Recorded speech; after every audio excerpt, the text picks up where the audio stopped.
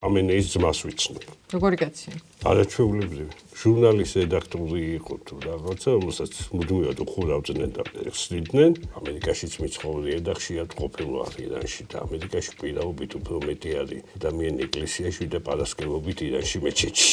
ეს გიორგი სანიკიძეა, აღმოსავლეთმცოდნე, ილიას უნივერსიტეტის პროფესორი, გიორგი წერეთლის აღმოსავლეთმცოდნეობის ინსტიტუტის დირექტორი. ზოგადად პარადოქსული ქვეყანა არის.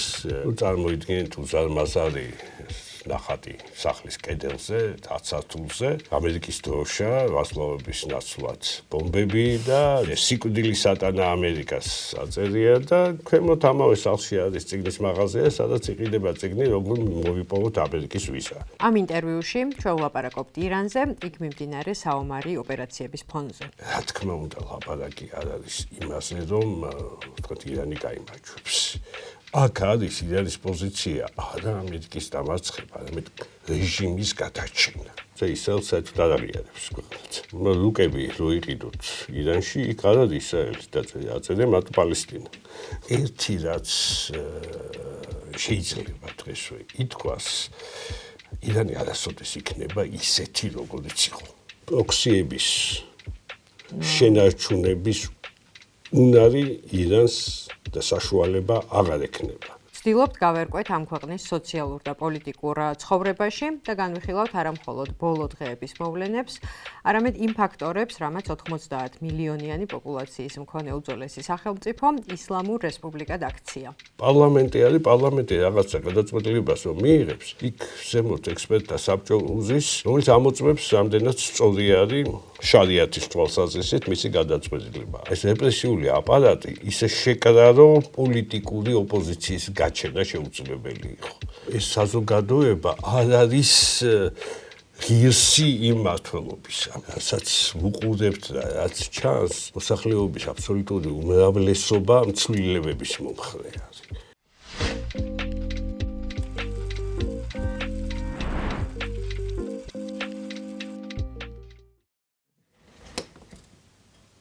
გამარჯობა ბატონო გიორგი. მოგესალმებით. მადლობა ჩვენთან მოსვლისთვის და მზაობისთვის, რომ ვილაპარაკოთ ირანზე.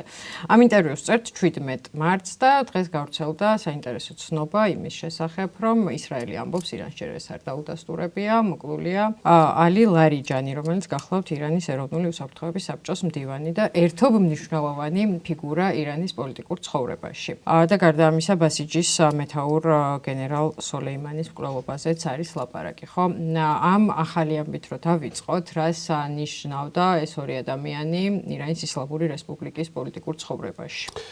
ორივე ძალიან მნიშვნელოვანი ფიგურა არის ალი ლარიჯანი, განსაკუთრებით საერთოდ ლარიჯანების ოჯახი, ძალიან დიდი ზეგავლენის მქონე. ლარიჯანიც და სოლეიმანიც იყვნენ აი რეპრესიების, რომელიც მოხდა ცოტა ხნის წინ. ვინ დაუწერილი აუდენობის ადამიანები ამას შეიწირა, ასე ვთქვათ, ეს დამგეგმავები.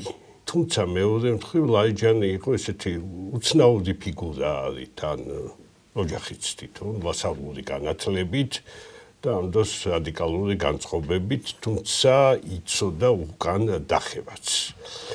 ეხლა სხვა საკითხი არის ძალიან მნიშვნელოვანი, რა როლი ჰქონდა ლარიჯანის, სოლეიმანის როლი ვიცით, ბასიჯების, ასე ვთქვათ, კოორდინატორი შეიძლება დავარქვათ. ეს არის ნახევრად გასამხედროებული. ეს არის მაგრამ ფაქტობრივად სამხედრო, რომელსაც ასეთი ყველაზე დიდი რეპრესიების ჩატარების დროს იყენებენ, ძალიან დიდი ხანი არის, ესეთი არიან ძირითადად ახალგაზრდები, ასე ვთქვათ, სოფლებიდან და უფრო ძალიან რელიგიურად განწყობილები, სპეციალური მომზადების სისტემა არსებობს მათი და დაუნდობლები, სასტიკი, ასე ვთქვათ, აი გუშაქთა კორპუსთან ასოცირებული, ასე ვთქვათ, სტრუქტურა არის ეს ბასიჯების სტრუქტურა. ეხლა ლარიჯანის შეეხება მნიშვნელოვანი თანამდებობა ეკავა, უშიშროების საბჭოს მდივანი იყო ლაპარაკი, რომ მისი ძმა საერთოდ გახდებოდა რაჰბარი, ანუ სულიერი ლიდერი, მაგრამ დღეს არის ძალიან უცნაური სიტუაცია ზოგადად. ალი ხამენეის დაღუპვის შემდეგ კონსტიტუციის მიხედვით გამოცხადდა რომ ტრიუმვირატი ჩაუდგებოდა ქვეყანას სათავეში პრეზიდენტის სასამართლო ხელისუფლების ხელმძღვანელის და ასე ვთქვათ რელიგიური სტრუქტურის ხელმძღვანელის წარმომადგენლის საშუალებით, მაგრამ აი ეს კონსტიტუციის მიხედვით ეს ფორმულა მოქმედებს მანამდე სანამ აირჩევენ უზენაეს ლიდერს. უზენაეს ლიდერი აირჩიეს, ცოტა დროება მოვახდინოთ, მე მგონი თვითონაც არ იცის, რომ აირჩიეს, იმდენი ჯორი გამოდის, ერთი დანამდვილებით, რაც ვიცით, ის დაჭრილია. და სად და რამდენადმე მდგომარეობაში მდგომარეობაში არის 1000 ჯორი ვრცელდება მოსკოვში გადაყვანიდან დაწყებული და საერთოდ კომაში არის და ასე შემდეგ, მაგრამ არცად აჩას ეს ადამიანი გავრცელდა მხოლოდ მისი წერილი. წერილობითად, რომელიც წაიკითხეს ტელევიზიაში, ხო?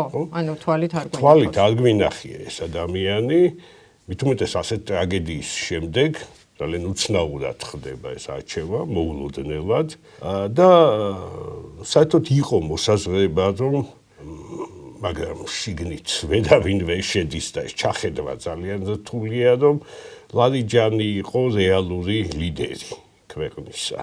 ახლა რა იქნება, არ ვიცით, იმიტომ რომ ჩვენ არ ვიცით, ვინ არის ახლა გადაწყვეტილების მიმღები.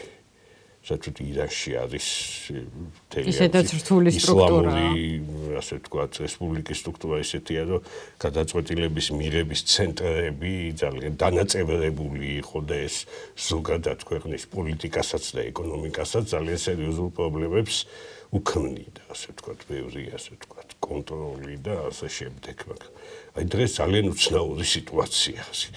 ერთი რაც ლოგიკური ვარაუდი არის, რომ ეს გუშაქთა კორპუსი აშკარად დომინირებს ინარიანის პოლიტიკურ სცენაზე, მაგრამ თქვათ კონკრეტული ფიგურების სახით, კონკრეტული პიროვნებების სახით, აი ძალიან ბევრი კითხვის ნიშანია. ხო, ერთი ვიცით, რომ პრეზიდენტი ჩანს პერიოდულად, მაგრამ მას არ აქვს რეალური ძალაუფლება. არ აქვს რეალური ძალაუფლება. ერთი ვარიანტი არის, რომ აი გარდამავალი სტრუქტურა რაღაცა შეიქმნას და რადგან პრეზიდენტიც და პარლამენტიც არიან ლეგიტიმური, იმ თვალსაზრისით, რომ არჩეულები არიან, ასე ვთქვათ, გარდამავალს ჩაუდგნენო, აი ვთქვათ, საუკეთესო ვარიანტში კონსტიტუციის შეცვლა მოხდეს, აი ამ შემთხვევაში დროებითი გარდამავალი პერიოდის დროს იყვნენ, თქვათ, პრეზიდენტი იყოს ქვეყნის მეთაური და თქვათ, პარლამენტი აქტიური იყოს, მაგრამ აქაც ძალიან ბევრ პრობლემასთან აქვს. მაგრამ ეს უფრო იდეა თუ განხორციელებადი გეგმა, რომელზეც მუშაობენ. რას ვინ რაზე მუშაობს, ჩვენ არ ვიცით. და საერთოდ ვინ არის დარჩენილი, ცოცხალი და ვინ რა ძალაუფლებით და ამერიკას რა გეგმები აქვს ძალიან ჩემთვის მაგალითად ბევრად უფრო ნათელი არის ისრაელის პოზიცია, ვიდრე შტატების ტრამპის პოზიცია. ირანს აწყობს ხო ამ ოპერაციის გაჭიანურება? იცით, ეს რაღაცა კრიტიკოსებსა და მიმოხილველებს შორის ბევრგან მოვისმინე ეს აზრი, რომ აწყობს ბევრს მოედოს და ხო. რა რესურსები აქვს ირანს ბილიქში სამხედრო, ახლა ამ პრინციპში გამოაჩინა აი ამ სამხედრო დაპირისპირებამ ამერიკელები არიდებენ სიტყვა ომს თავს არიდებენ რომ ასე ვთქვათ ძალიან დიდ დღევანდელი ტექნოლოგიური განვითარების პირობებში მცირე ან საშუალო ძალასაც შეუძლია გარკვეული წინააღმდეგობა გაუწიოს დიდ ძალას. აი მას ვხედავთ ჩვენ ირანის მაგალითზე, რა თქმა უნდა, ლაპარაკი არ არის იმაზე, რომ ვთქვათ ირანი გაიმარჯვებს. თავიდანვე ცნობილია, რომ ამერიკამ ბევრად უფრო ძლიერია, მაგრამ რის ფასად? ხო, აქ არის ირანის პოზიცია არა ამერიკის დამარცხება, არამედ რეჟიმის გადაჭრა. ეს არის აქ მნიშვნელოვანი. მეორე საკითხია თვითონ ირანის შიგნით სიტუაცია რა თვალსაზრისით, ეკონომიკური თვალსაზრისით, მაგრამ ასე ვთქვათ, ძალიან ხანგრძლივი თუ გახდა ეს კონფლიქტი, ეს ძალიან რთული გადასატანი. გართულებულ ეკონომიკას კიდევ უფრო გაართულებს. თუმცა ირანი ასე პრინციპში ხლა ჩემი ინფორმაციითაც ახლა ეკონომიკური მდგომარეობა მაინც უკეთესია ვიდრე მეზობელ ერაყში ან პაკისტანში ან ავღანეთში მით უმეტეს დღესაც ასეთ ვითარებაში, მაგრამ რამდენად იქნება, რამდენად გაძლევს ირანი ასეთ ვითარებაში ეს საკითხავი არის, მაგრამ არის რომ ასე იგი ასე ვთქვათ განურჩეველი სამიზნეები რომის აზერბაიჯანში და თურქეთში რაც მოულოდნელი იყო თუმცა ასე ვთქვათ სტრატეგია ასეთი არის ეს შეიძლება მეტი გავხვიო ამ შარში ერთი რაც შეიძლება დღესვე ითქვას ირანი არასოდეს იქნება ისეთი როგორიც იყო აი ეკონომიკა ახსენეთ და ამას მოვეჭიდები, იმიტომ რომ წინა გამოსვლებია ეს 2025 წლის ბოლოს და 26 წლის პირველი კვირები, რასაც უყურებდით, რაც ფაქტობრივად სისხლში ჩაახშვეს, ხო, დაიწყო სწორედ ეკონომიკური პრობლემების გამო და იქ მნიშვნელოვანი იყო, ბევრი აღნიშნავდა, რომ აი ბაზარიც, რომელიც ტრადიციულად არის ძალაუფლების დასაყრდენი, ჩაება მოკლედ ამ უკმაყოფილებაში, ხო? მეორე მხრივ ირანს აქვს დიდი ბუნებრივი რესურსები და მაშინვე ბევრი აუბრა, რომ შეუძლიათ იცხოვრონ ამ ხალხმა რო არა ეს საშინელი რეჟიმი, ბუნებაში, მდიდრად და ასე შემდეგ. ეს ეკონომიკა როგორია, ну ალბათ რაც გარედან ჩანს ესე ზედაპირულად ის არის რომ ვიღაცებს როგორც ეგეთ რეჟიმებს ჩვევია ხოლმე ბევრი ფული აქვს და უმრავლესობა ღარიბად ცხოვრობს, მაგრამ ეს სიღარიბე რამდენად დიდია და ეს სიმდიდრეც რამდენად დიდია. ცით მე ვერ ვიტყვი რომ სიღარიბე ძალიან თვალსაჩინოა. თუმცა პრობლემები წლიდან წლამდე მატულობს. მეორე საკითხი ცით არის, რომ ირანმა გარკვეულწილად ისწავლა სანქციების პირობებში ცხოვრება. ესეც მნიშვნელოვანია, მაგრამ ეკონომიკური ვითარება სულ უფრო მძიმდება, მით უმეტეს ეს ვალუტის საოცარი დევალვაცია, რამაც გამოიწვია თქვენ სწორად ბრძანეთ ბაზრის ხალხის, რომელიც ну პრინციპში ბაზრის ხალხმა დიდწილად ისლამური რევოლუციის ბედით გადაწყვიტა თავის დროზე. აქედან რომ დაიწყო, ეს ძალიან ასე ვთქვათ, მნიშვნელოვანი ფაქტორი არის ამ თვალსაზრისით, იმიტომ რომ შეუსაბამობა არის საოცარი და მეორე უკიდურესი კორუმპირებულობა. რეჟიმის უკიდურესი კორუმპირებულობა მართლაც და ასე ვთქვათ, იცით, რაღაცა აკონებს საბჭოთა კავშირივით რეჟიმია, ესეც საზოგადოება ცალკე არსებობდა, ხელისუფლება ცალკე არსებობდა და რაღაცა ესეთი პაქტივით იყო. რომ ერთმანეთს არ ვეხებით. ერთმანეთს არ ვეხებით. შინაური სივრცე თქვენია, რაც გინდათ გააკეთეთ სახლში. სახლში, გარეთ, მეც მინახია თვითონ ჩემი თვალით, ამ ესეც შემიძლია. ხო, ამას ბევრი ყვება, რომ მთელი ეს აკრძალვები ჩადრებზე და სასმელზე და ასე შემდეგ. წარმოიდგინეთ, ირანში არის საკმაოდ ძლიერი საშუალო კლასი და განათლებული ახალგაზრდობა. ეს ისეთი შეუსაბამო ის არის ამ ქვეყნისთვის შეუსაბამო რეჟიმი არის აბსოლუტურად. აი საშუალო კლასი, აი მაგალითად საქართველოს რო შევადაროთ, ესე უხეშად კი ალბათ რთული შესაძლებელია მასშტაბების და რესურსებით და ასე შემდეგ, მაგრამ აი საშუალო კლასის ირანელი, საშუალო კლასის ქართველთან შედარებით უფრო ღარიბია, უფრო მდიდარია. არა მგონია, იცით, მე მგონია რომ მაინც უფრო მდიდარად შეიძლება ჩაითვალოს, ირანელი უნდა ჩაითვალოს უფრო მდიდარად, მაგრამ აქაც ასე ვთქვათ, შრეები შეიძლება გამოინახოს, იმიტომ რომ ნუ ესეც არის რომ რამდენიმე სამსახურში უწევს მოღვაწეობა და ასე შემდეგ. და ის საბჭოთა კავშირი რო ახსენეთ, არის რაღაც დეფიციტი ვთქვათ რაღაც პროდუქტებზე, ნებართვა რაღაცის გასაკეთებლად, რაც საკითხია. ეხლა არ ვიცი როგორ იყო, მაგრამ მე კაიხანი არ ყოფილვარ. როდის იყავით ბოლოს? კოვიდამდე. მას მერე სამყარო დიდად შეიცვალა. ნუ რაღაცა ისე მოხდა, რომ მანამდე თითქმის ყოველწლიურად დავდიოდი და ეხლა ცოტა ისე შეიცვალა ვითარება. დიდი ნაკლებობა მე არ მინახია, თუმცა სიძვირეს უჩიოდნენ, ესე იგი, ინფლაციის გამო სიძვირე იყო პროდუქტებზე, საკმაოდ მატულობდა. ესეთი უცნაური ქვეყანა არის ამ თვალსაზრისითაც, ფასების თვალსაზრისითაც. რაღაცა იგივე ბენზინის პასი სამდუნიანი არის. ხარისხის მიხედვით? და 100 ლიტრს თუ მოიხმარ არის რაღაც პასი, მე 200 ლიტრს თუ მოიხმარ უფრო მაღალი პასი და იმის ზემოთ კიდევ უფრო მაღალი. ცოტას მოიხმარიაფად. ხო, და ახლა ირანში ავტომობილი ისეთი რაღაცა არის, რომ 100 და 200 ლიტრი არ გეყოფა. ბევრს მოიხმარ. ჩვენთანაც ვერ ადავდივართ მანქანებით და ხო, მე მგონი ერთი პრობლემა კიდე, რაც მე ხა თვალში მომხვდა იმ ბოლო გამოსვლებისას რო ვკითხულობდი ირანის შესახებ ამბებს, არის წყლის პრობლემა. მოვაჩინე, რომ ბევრგან არა აქვთ. წყალი ისტორიულად პრობლემაა ირანში, საერთოდ ეს ცივილიზაცია დღეს ლაპარაკობთ ამის შესახებ. უცნაურია, ხო, აი ცივილიზაციები ჩნდება შუამდინარეში, სადაც მდინარეებია. აქ არ არის მდინარე. და აღმოცენდა ამ ყველა იმპერია. და რაღაცა ადამიანის გამომგონებლობის უნარი, როგორც ეს აკვედუკები გამოიგონეს, თქვათ, ევროპაში, რომში, საბერძნეთში, აქ იყო ზოგადად მიწისქვეშა წყაროები, ყანათების სისტემა. ზოგადად წყლის დეფიციტი არის. იგივე თეირანი ამხელა ქალაქი, მდინარე არ არის თეირანში.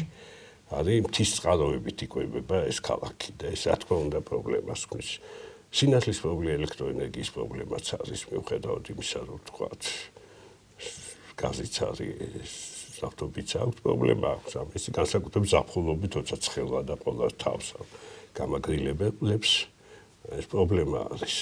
წყლის პრობლემა არის და საერთოდ გათვლებით სულ უფრო და უფრო გაღრმავდება ეს პრობლემა. გაღრმავდება თუ რაღაცა, ესე ვთქვათ, იგივე ტექნოლოგიები არ გამოიყენეს ახალი. და ბატონ გიორგი, რეგიონების მიხედვითაც ალბათ არის ხო სპეციფიკა, რაღაცა უფრო განვითარებულია, გარდა იმისა, რომ დედაქალაქი და ცენტრი უფრო განვითარებული იქნება.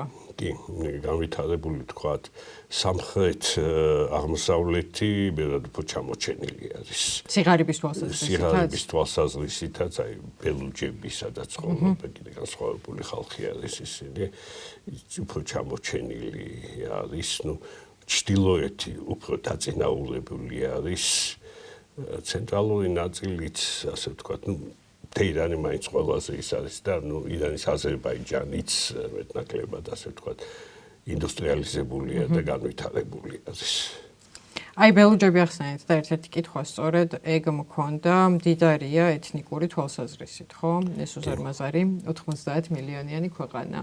ბევრი ეთნიკური ჯგუფია. ეხლა როცა ვლაპარაკობთ რეჟიმის შესაძლო ცვლილებაზე, რაც შეიძლება იყოს ისრაელის და ამერიკის ინტერესი, ხო? პრინციპში ისრაელის გაცხადებულად ეს არის. შეიძლება რეჟიმი რაღაც დროს ისე დასუსტდეს, რომ ეთნიკური უმცირესობებისგან რაღაც სეპარატიზმის აჯანყებების, ამბოხებების სამოქალაქო ომის საფრთხე იყოს თუ არ არის ეს ჯგუფები ესეთი გავლენიანი? არის, არაფერი გამორიცხული არ არის, მაგრამ ირანი მაინც განსხვავებული ქვეყანაა თავისი მეზობლებისგან. ეს არის ისტორიულად ჩამოყალიბებული ქვეყანა და შემდგარი სახელმწიფო, რომელსაც არ აქვს ტერიტორიული პრეტენზიები დღეს. რა თქმა უნდა, ეს არის მრავალეთნიკური ქვეყანა, მაგრამ ეს პრინციპში იყო ავტონომისტური გამოსვლები, სეპარატისტული შეიძლება ითქვას მეორე მსოფლიო ომის მიწურულს ირანის აზერბაიჯანში და ქურთისტანში, მაგრამ წაქეზებული საბჭოთა კავშირის მიერ იყო ავტონომისტური, მაგრამ არა სეპარატისტული გამოსვლები. უკვე ისლამური რევოლუციის დროს, მაგრამ საერთო ჯამში, ასე ვთქვათ, ქვეყნის დაშლისკენ მიმართული მოძრაობა არ ყოფილა. ბელუჯები ვთქვათ, განსხვავებულები არიან, მაგრამ იქაც ცოტა ისეთი სიტუაცია, კი არის რაღაც ჯგუფები, მაგრამ ვერ გაიგებეს ნარკოტიკების გადმოტანები არიან თუ რაღაც რევოლუციონერები, ისეთ დამაბნეველი სიტუაცია. მეორე აი ფაქტს ვიტყვი, ძალიან დიდი დიასპორა კი არა, სამშობლო არის მათი ირანის აზერბაიჯანელები. კი, ეს დიდი ნაწილი. აქ ესე იგი ირანის აზერბაიჯანელები, თურქებს უწოდებენ საკუთარ თავს, ძალიან კარგად ინტეგრირებულები არიან ამ სახელმწიფოში და ძალიან დიდი განსხვავება არის, თქვათ, კავკასიის აზერბაიჯანისგან. კი, ერთი ხალხია შეიძლება, მაგრამ ახლა ისტორიული განვითარების გზები 1828 წლიდან ბოლო რუსეთ-ირანის ომიდან სულ სხვადასხვა წარი მართა და ეს იგივე ალი ხამენეი, ნახე მამით აზერბაიჯანელი იყო, პეზეშკიანიც პრეზიდენტიც და ასე შემდეგ ძალიან ბევრი შეიძლება დავასახელოთ ამ თვალსაზრისით. იყო აი მიმდინარე მოვლენებში ქურთისტანის, ასე ვთქვათ, წინ წამოწევის საკითხი, მე აქ მართალი გითხრათ უფრო ხიფაც ვხედავ. იმიტომ რომ ასე ვთქვათ, ქურთისტანის პრობლემა, რომელიც ირანში ბევრად უფრო ნაკლებია არის, ვიდრე ვთქვათ, თურქეთში, ერაყში ან სირიაში, ამის ვთქვათ, გამოღვიძება ყველა სხვა ქვეყანაშიც ასე ვთქვათ, დომინოს ეფექტის მქონე შეიძლება იყოს დემონის გაღვიძება ძალიან ცუდ შედეგებს მოიტანს რეგიონისთვის. მეორე ქურთები ირანული მოდგმის ხალხი არის, ესეც მნიშვნელოვანია, მაგრამ აქ რაღაცა მაინც ვთქვათ, სხვა რეგიონებისგან განსხვავებით, რაღაცა პოლიტიკური მოძრაობები თითქოს იყო, მაგრამ პოლიტიკურ პარტიებსაც ვერ დავარქმევთ და ეს უფრო კულტურულ ავტონომისტური მოძრაობა შეიძლება იყოს ვიდრე სეპარატისტული. ახლა იმის წარმოდგენა, რომ ერაყიდან ქურთების არმია შევა, ესენი შეუერთდებიან და შემდეგ თეირანზე გაელაშქრებენ, ამ ძალიან არასერიოზულია და არც არის კარგი ეს ელემენტი. ხო, ანუ ამ სამოქალაქო ომის და ეთნიკური კონფლიქტების აღმოცენების და ამ დემონების გაღვიძებისში მას პერსპექტივას რეალურად ვერ იცით რა არის, ამას თუ რაღაცა ბიძგი არ ექნა, რაღაცა ისეთი აღმოჩნდა, ყველაფერს გამოიწყო შეიძლება, მაგრამ ყველა დემონი შეიძლება გააღვიძო, ხო? ლოგიკით არ არის, იმიტომ რომ ესე იგი ეს შეკრული ქვეყანა არის რეალურად. ეს არის ძალიან საინტერესო, მე მგონი, აი საქართველოსზე როცა ვლაპარაკობთ ხოლმე და ჩვენ პრობლემებზე, ერთ-ერთ რასაც მწუხარედ აღნიშნავენ, აი რომ ჩვენ არ გვაქვს სახელმწიფოებრიობის და სახელმწიფოდ დიდხანს ყოფნის გამოცდილება, ხო? აი ირანის შემთხვევაში მგონია, რომ შეიძლება ითქვას, რომ აქვს სახელმწიფოდ დიდხანს ყოფნის გამოცდილება და ნუ სახელმწიფოებრიობის ისტორია. ისტორიული ტრადიციით თუ სახელმწიფოებრიობაზე ვლაპარაკობთ, ყველაზე ძველი ტრადიცია სწორედ ირანის არის და უწყებდი. ერთი რაღაცა უნდა გავითვალისწინოთ, რომ ირანს ძალიან დიდი ხნის მანძილზე მართავდნენ თურქული მოდგმის დინასტიები, თუმცა ეს დინასტიებიც ინტეგრირებული იყვნენ ირანულ რეალობაში. სპარსულდებოდნენ. თქვათ მონღოლებიც კი, რომელიც შემოდიან და ჯერ ანგრევენ ყველაფერს, მე დაიწყე სათქმელო და გასპარსულება მოხდა მათიც. ნუ სეფიანები თურქული მოდგმის ხალხი იყო, დინასტია შეიძლება ქურთულიც იყო, ეს მოსასწრებაც არსებობს. მაგრამ ის მათი გასპარსულებაც მოხდა საბოლოო ჯამში. ყაჯარების იგივე, ესე იგი, ასე ვთქვათ, თვითონ ეს ძალიან ძლიერი არის სპარსული კულტურის და პოლიტიკური კულტურის ელემენტი და რაღაცა ციტაის საქართველოს ისტორიაშიც გარკვეულწილად იდეალიზება ხდებოდა იგივე ქართლის ცხოვრებიდან დაწყებული და ასე შემდეგ, აი მოდელისა, სპარსული მოდელისა, სახელმწიფოებრიობის მოდელისა. ნუ ირანმა მე რაც მიიღო დღევანდელი ფორმა, ეს არის გული, იმ იმპერიების გული და დაკმაყოფილებული არის ტერიტორიულად, არ აქვს პრობლემები, ნუ იყო აზერბაიჯანთან რაღაცა, მაგრამ ნუ ზედაპირული, ასე დავარქვათ, ეს ირედენტისტული მომთხოვნები უფრო თავიდან აზერბაიჯანის მხრიდან, მე აქედანაც, მაგრამ ესეც მიძინებული არის რეალურად. და ეს სახელმწიფოებრიობის ამდენ ხნიან ისტორიას შეიძლება მივაწეროთ, მაგალითად ეს შთამბეჭდავი საპროტესტო გამოსვლები, რომელიც პერიოდულად იფეთქებს ხოლმე და აი თუ უყურებ როგორი რეპრესიული რეჟიმი, შეიძლება გაგიკვირდეს, რომ როგორ აღმოცენდა უცბად ესე თავისუფლების მოყარე ხალხი, რომლებიც თავგანწირულად იბრძვიან, ხო?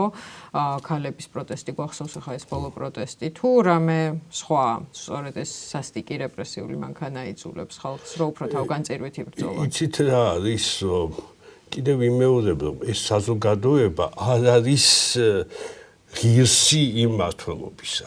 რა თქმა უნდა, არის გარკვეული ფენები, რომლებიც აი ამ რეჟიმისთვის თავს გაწირავენ მართლა, მაგრამ რასაც ვუყურებთ და რაც ჩანს, მოსახლეობის აბსოლუტური უმრავლესობა მცვლილებების მომხრე არის. მე სხვა რაღაცის მეშინია, რომ ამდენმა დაბრუნებებმა, რაც თუ ისე, ასე ვთქვათ, კაკ შედეგებს იწვევს იგივე კულტურული ძეგლების თვალსაზრისით, არ გამოიწვიოს რაღაცა უკუ რეაქცია. ანტიდასავლური განწყობების გაყოლება? ჩვენ თქვენგან განთავისუფლებას ველით და თქვენ გვბომბავთ. რაღაც ასეთი ის არ არის გამორიცხული ასეთი რაღაცა. ირანის ისტორიაც რა ავიღოთ, თუმცა დღევანდელ ვითარებაში მაინც ნაკლებად მოსალოდნელია ეს. იყო ასე ვთქვათ ირან ერაყის ომი. როდესაც ეს ისლამური რესპუბლიკის არსებობის გარეშეში, როდესაც ეს ისლამური რესპუბლიკა სუსტი იყო რეალურად და აი რეჟიმის კონსოლიდაცია მოახდინა ამ ომმა რეალურად და ხალხის დარაზმვა მოახერხა. დღეს მაინც განსხვავებული სიტუაცია არის, რა თქმა უნდა, რაღაცა ესეთი უკმაყოფილების გრძნობა არსებობს, იმიტომ რომ შეგირით დაიწყო ეს ყველაფერი პროტესტით გამოსულებს ტრამპი მიმართავს დახმარება გზაშია. პროტესტის გამოსულები დახმარება გზაშია, იმაზე კი არ ფიქრობენ ბირთვული პროგრამის გაუქმებაზე ან სარაკეტო პროგრამების და იმის პროქსიების ჩამოშლაზე. ისინი ფიქრობენ საკუთარ თავისუფლებაზე, ხო? და ეს 4 შემადგენელი ეს თავდაპირველი მოთხოვნა, რომ რაც იყო ვითომ მოლაპარაკებების, რომელიც ფუჭი იყო აბსოლუტურად. პირველი ეს ბირთვული პროგრამა, მეორე ეს ბალისტიკური რაკეტების პროგრამა, მესამე პროქსიების, ჰეზბოლახების და ასე შემდგომ ხუთციების, უციტების თავის დადებება და მეოთხე ადგილზე იყო მხოლოდ ესე ვთქვათ ხალხი, რომლებიც თავისუფლებისთვის გამოდის და გაათავისუფლეს, რამდენი დახოცეს, რამდენი დაჭერილი არის ციხეში, ხო? ჩემთვის ახლა ადამიანისთვის ეს ბევრად უფრო ასე ვთქვათ ახლო არის, რა, მაგრამ ასე ხდება. დახმარება გზაშია. ბირთვული პროგრამა გაცილებით საშიშია. ამ ბირთვულ პროგრამაზეც ძალიან ურთიერთგამომრიცხავი, ძალიან ბევრი ინფორმაცია არის. არსებობს ვარაუდი, რომ გამდიდრებული ურანი არის გადარჩენილი, მაგრამ სად არის ეს ზუსტად? როგორ შეიძლება იქამდე მისვლა, ვთქვათ, სახმელეთო ოპერაციის რაღაცა მონახაზიც ვითომ გააკეთეს, მაგრამ მეორე მხრივ ამბობენ თითქოს დამახულია ღრმად მიწაში. ეს ყველაზე დიდი ხიფათი არის, რაბე რომ მოხდეს. ახლა ესეთი ოპერაცია წარმოიდგინეთ, თუ ამ რა ქვია, კანისტრებში არის ეს რა ქვია და იმაში რომ გაუშვან, ეხლა ხო სპეციალისტები უნდა გაუშვან ამ ჯართან ერთად. ამხელა სირთულეებთან არის ეს დაკავშირებული. ელოდებით, რომ სახმელეთო ოპერაციაც მოყვება ამ საჰაერო თავდასხმებს? არ ვიცი, იცით ეს ერთიაც მგონია შეიძლება მოხდეს ეს კუნძული ხარგი, აი აქ შეიძლება გადმოსხმა და ასე ვთქვათ ჩაკეტვა ავტობის შემოსავლების ჩაკეტვა. მეორეს მხრივ, აი კიდევ ვიმეორებ, რომ ამ სიტუაციამ გამოაჩინა ეს პატარა ძალასაც შეუძლია რაღაცა ესეთი ძალიან მტკივნეული დატყვების მიანება, ვთქვათ, ახლა ჰორმუზის სრუტის ჩაკეტვა, რას ნიშნავს ახლა ეს იმას არ ნიშნავს, რომ ვიღაცა იქ დაღმებს ჩადებს, აი ეს ძალიან რთული არის გაკეთება და ეს გააკეთებს. ეს იმას ნიშნავს, რომ პატარა დრონებს გაუშვებს და ესხმება თავს, ტანკებს მეტი რა უნდა. რასაც პრინციპში აკეთებს. პატარა ტანკერებით პატარა იმას, ხო? ერაყის წყლებში ტანკერზე, რომელზეც სწორედ ირანულმა მხარემ აიღო პასუხისმგებლობა. ჩაკეტვა აი ამას ნიშნავს, რომ მე ვთქვათ, აი 20 გემი რომ მიდის, აქედან ერთ-ერთს დავარტყა. 2-ზე ცეცხლი გაჩნდება და დარჩენი 17 გაჩერდება, ხო? აი ეს არის რა ჩაკეტვის პრინციპი, ასე რომ ვთქვათ. და აი რო თქვით, რომ ეს ხალხი არ იმსახურებს ისეთ ხელისუფლებას, როგორიც ყავს, ხო, რომელიც უკვე თითქმის 51 წელი გახდება, საცა რო ყავს, ხო? ეგ გონია რომ მნიშვნელოვანია, იმიტომ რომ საქართველოში სხვა არსებობს ხოლმე ესეთი განცხადებები, რომ საქართველოს მთავრობა სხვა, ხალხი სხვა, არსებობს განცხადებები, რომელიც საკუთრივ ხალხს მიემართება და არ ვიცი, თავისუფლების მოყვარე ადამიანები ზოგჯერ თავს იმშვიდებენ, მაგითი რომ არა, ჩვენ კარგები ვართ, ეს მთავრობა ყავს ცუდი, ხო? მეორე მხრივ მთავრობა წარმოადგენს ხალხს ყველანაირს. როგორ აღმოჩნდნენ ეს განათლებული პატრიოტი სახელმწიფოებრიობის იდეის ერთგული ხალხი ესეთი ხელისუფლების ქვეშ, ხო? ირანულმა რევოლუციამ მოიტანა, რომელიც სხვა შორის საინტერესოა, რომ მონარქიის გადაგდების სახელით მოვიდნენ და ეხლა რაღაც წინა სასულიერო ლიდერის შვილი ერგოთ ფაქტობრივად მონარქიული წესით. წინააღმდეგობა იყო. ეხლა რა მოხდა? როდესაც აი ეს ხელისუფლება მოდის სათავეში, ძალიან ჭკვიან სულებს აკეთებს საკუთარი ხელისუფლების გამყარებისთვის და შენარჩუნებისთვის. ითვალისწინებს შახის მიერ დაშვებულ შეცდომებს. შახის კურსი ბოლოს ცოტა ლიბერალური გახდა, ეს თქვათ იგივე პოლიტიკური ოპონენტების მიმართ და ასე შემდეგ, მიუხედავად იმისა, რომ საკმაოდ რეპრესიული რეჟიმი იყო და 10-ჯერ უფრო რეპრესიული გახდა და უფრო მეტადაც ეს რევოლუცია, რომელიც იყო ასე თქვათ, ხელვარებების ახალ, ხო, ასე დავარქვა და ადაწყებულა როგორც ისლამური. თუ ჩემ კოლეგამ კარგად დაწერა ამ რევოლუციის შესახებ ადრე, ამ პროტესტით გამოსულმა ხალხმა იცოდა რა არ უნდოდა, შახი არ უნდოდა, მაგრამ არ იცოდა რა უნდოდა. მიიღო ისლამური რესპუბლიკა, რადგან სასულიერო წოდებას სხვა ჯგუფებისგან განსხვავებით ჰყავდა ქარიზმატული ლიდერი ხომეინის სახით და ჰქონდა ფული. რაც დავაზია. მოვიდნენ ხელისუფლების სათავეში, ყველა ყოფილი მოკავშირე გაანადგურეს, სიკვდილი დასაჯეს, გაითვალისწინეს ის, რომ არმია არ არის მაინც და მაინც სანდო, იმიტომ ნეიტრალური დარჩა. ამიტომ შექმნეს გუშაკთა კორპუსი, რომელიც მალე იქცა სახელმწიფოში, რომელიც შეზრდილია ამ რელიგიურ ისტაბლიშმენტთან და უზარმაზარი ბიზნესია, უკეთესად შეიარაღებული და ყოველმხრივ უკეთესად მომზადებული და ასე თქვა რეჟიმის უფრო თავდადებული მცველი და ასე შემდეგ, ხო. ყველა სტრუქტურა, აგეთ იგივე პრეზიდენტის არჩევნები რო ავიღოთ, თითოეულმა კანდიდატმა უნდა გაიაროს სერიოზული გამოცდა, ხდება გაცხრება. აი ვიღაცა რეფორმატორი მოვიდა და რაღაც ის რეფორმატორი უძლური არის თვალსაზრისით, რომ მართლა რეფორმატორი არის, რომელსაც რაღაცა შეუძლია მონდომება. თვითონ არა აქვს უფლებები ელემენტარულად. პარლამენტი არის, პარლამენტი რაღაცა გადაწყვეტილებას რომ მიიღებს, იქ ზემოთ ექსპერტთა საბჭო უზის, რომელიც ამოწმებს რამდენად სწორი არის შარიათის თვალსაზრისით მისი გადაწყვეტილება. ამ ესე იგი ბასიჯების ჯგუფი იგივე ყველაფერი ასე თქვათ, ეს რეპრესიული აპარატი ისე შეკრა, რომ რაც თავარი არის, ხო? აი აქ შეუძლებელია პოლიტიკური ოპოზიციის გაჩენა შეუძლებელი იყო. შევადაროთ რამდენიმე ქვეყანა ახლო აღმოსავლეთში იგივე, სადაც მსგავსი მოვლენები მოხდა და გარედან ჩარევის შედეგად შეიცვალა ხელისუფლება. სირია ავიღოთ, ხო? შიდა ოპოზიცია არსებობდა, პლუს შეიარაღებული იყო ეს ოპოზიცია. ერაყი ავიღოთ, შიდა ოპოზიცია შეიარაღებული ოპოზიცია. ლიბია ამ შემთხვევაში იგივე სიტუაცია იყო. ირანში რეალური შემდგარი პოლიტიკური ოპოზიცია ქვეყნის შიგნით არ არსებობს, გარეთ არსებობს კი ბატონო. შეიარაღებულიც არა. მით უმეტეს არ არის. ხო და აი ამიტომ აი ეს კიდევ ერთ სირთულეს ქმნის. საპროტესტო მუხტი არის, მაგრამ ეს არის ხო ეს მოძრაობაც ხო ემოციაზე დაიწყო, ემოციურ ტალღაზე დაიწყო, ხო? ეს იყო რაღაცა პოლიტიკური გათვლებით და ასე ვთქვათ მიზანმიმართული პოლიტიკური რაღაცა აქციები. რა დრო დაჭირდა ამ რევოლუციას იმისთვის, რომ ყველა დანაპირები რაც ჰქონდა, დაევიწყებინა და საბოლოოდ ის შეექმნა, რაც უნდოდა. იცით რა არის დრო? თუ დრო ჯერ კიდე იყენებს ამ დროს. დაჭირდა იმ თვალსაზრისით, რომ ერათან ომი დაიწყო. დაჭირდა დრო იმისთვის, რომ თქვათ სასწრაფოდ გაიფუჭებინა ამერიკასთან ურთიერთობები, მძევლების კრიზისი, გამოიცხადებინა ამერიკა დიდ სატანად და ისრაელი პატარა სატანად, თუმცა ისრაელს საერთოდ არ აღიარებს ქვეყნად. რუკები რო იყიდოთ ირანში, იქ არ არის ისრაელი და აწერენ მათ პალესტინა.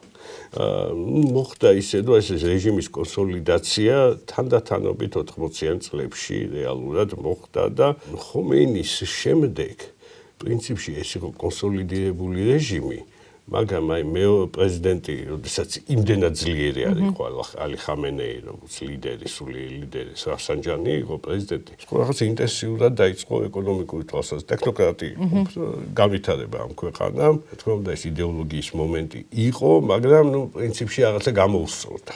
მდგომარეობა და შეიძლება უნდა რაღაცა გაეღვია ეს საერთაშორისო იზოლაცია, მაგრამ შემდეგ უკვე ეს საუკუნის დასაწყისში გამჟღავნდა ეს რითული პროგრამაზე მუშაობის ფაქტი და ბევრი რაღაცა შეიცვალა. და პრობლემები დაემატა. და რეპრესიული მანქანაც ალბათ გზადაგზა იხვეწებოდა. ხო, მიუხედავად იმისა, რომ თავიდანვე ამითი მოვიდა, რომ გუშაქთა არმიას შექმნი და ყველა ოპონენტს გავანადგურებ, მაგრამ აი არის რაღაცები, რაც თავში არ ქონდა მეთოდები და ეხა იყენებს. ანუ მე ვერ გეტყვით ამ მეთოდებზე, ეს პოლიტიკური ციხეები თავიდანვე ჰქონდათ. ხო, მე მიცხოვრია სასტუმროში, რომელსაც ქვია აზატი, ან თავისუფლება. ეს რაღაც გორაკს უყურებს. რაღაც პატარა ღობე ჩანს ამ გორაკზე. თურმე იქ არის ეს პოლიტიკური ციხე მიწის ქვეშა სასტუმრო თავისუფლების წინ არის ასეთი ციხე. თეირანში. და იქ დილეგში მიწის ქვეშეთში არიან პატიმრები. გამოთხრილი არის შიგნით თურმე და ეს პოლიტიკური ისლამი ხო არ იყო ორგანული ამ იმპერიისთვის თუ სახელმწიფოსთვის ვიდრე რევოლუციამდე. იცით თუ ქონდა თავისი ჩანასახი. კი, პოლიტიკური ისლამი, ისლამის პოლიტიზაცია. ეს რაღაცა იყო საერთოდ ეს თქვათ ირანის შემთხვევასთან ცოტა განსხვავებული ამ შიიზმიდან გამომდინარე დაშორებული არის სხვა დინარებებს, მაგრამ ეს პოლიტიკური ისლამიც შემთხვევაში, ასე ვთქვათ, მე რადიკალიზმზე ვერ ვილაპარაკებ, იყო უფრო საერო ისლამისტები. ნუ რამდენიმე სერიოზული ფიგურა იყო მათ შორის.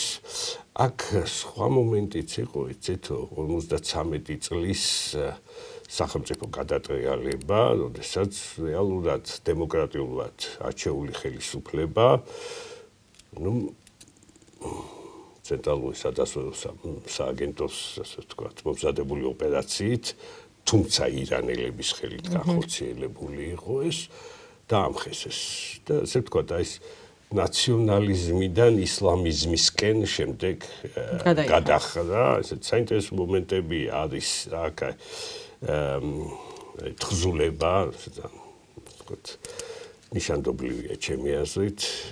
ჯალალ აჰმედი იყო მონაწილე თხზულება, რომელსაც მანამდე ნათარგმნი ჰქონდა სარტრი, კამიუ და ასე შემდეგ დაწერა თხზულება მედასავლეთეობა, ანუ დასავლეთით მოწამოვა. ეს რომელ წელს? 60-იან წლების დასაწყისში არის. დიდი ტექსტია? რაც ისე გადაწიგნა, ნუ ძალიან პოპულარული იყო ალი შარიათი ასეთი, ასევე საერო ისლამისტი, რომელიც ესე იგი პარიზში მოხვდა, თან მოხვდა შახის სტიპენდიით.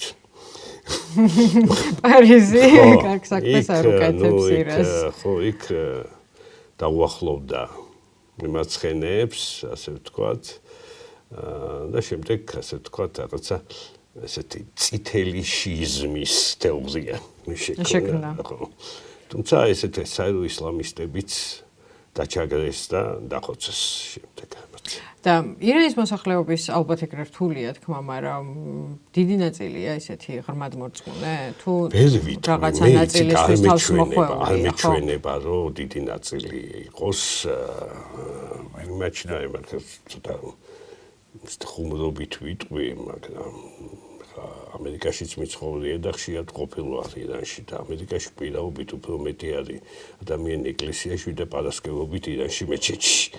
ესეც არის. მოწმუნეებიც არიან, ბევრი ვთქვათ, იგივე მეცნიერებს სამეცნიერო საზოგადოებიდან. სამეცნიერო საზოგადოებიდან მოწმუნეებიც მინახია და ასე ვთქვათ ათეისტებიც და ასე ვთქვათ light მოწმუნეებიც მინახია ყველანაირ.